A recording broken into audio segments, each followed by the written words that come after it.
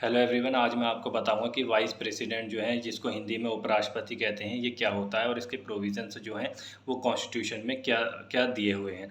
तो अब मैं आपको बताता हूं कि आर्टिकल 63 जो है वो कहता है कि there shall be a vice president of India. और आर्टिकल 64 जो है वो कहता है जैसे काउंसिल ऑफ स्टेट्स जो होती है उसका जो चेयरमैन होता है वो जो है वो वाइस प्रेसिडेंट ही होगा। जैसे आपने देखा होगा, जैसे लोकसभा होती है उसका स्पीकर जो है वो एक सिलेक्ट करा जाता है। लेकिन ये जो होता है वाइस प्रेसिडेंट, इनको जब ये वाइस प्रेसिडेंट बन जाते हैं तो ये राज्यसभा में डायरेक्ट जाके बैठ जाते हैं। मतलब इनको जो है वो पावर दी गई है, जो सीट होती है उसके राज्यसभा की। एक तरीके से वहाँ स्पीकर होता है लोकसभा में, राज्यसभा में जो है वहाँ पर चेयरमैन होता है।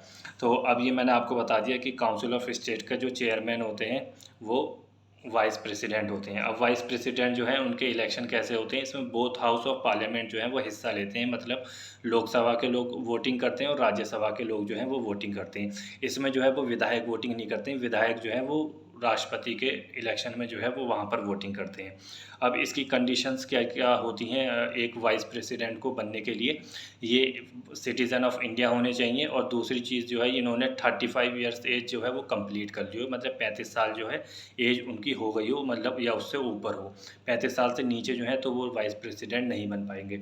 और तीसरी जो है वो क्वालिफाइड होने चाहिए काउंसिल ऑफ स्टेट जो है उसका मेंबर बनने के लिए। मतलब जो जो क्वालिफिकेशन अगर चाहिए है काउंसिल ऑफ स्टेट का मेंबर बनने के लिए वो जो है ये फिलफिल करते हों।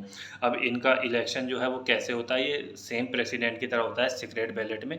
मतलब एक बॉक्स होगा, उसमें जाके अपनी अपनी जो है वो वोटिंग डाल दो, इससे जो है वो सिलेक्ट हो जाते हैं वाइस प्रेसिडेंट जो होते हैं। अब इनका टेन्योर कितना होता है? इनका टेन्योर जो है वो 5 साल का होता है। Thank you.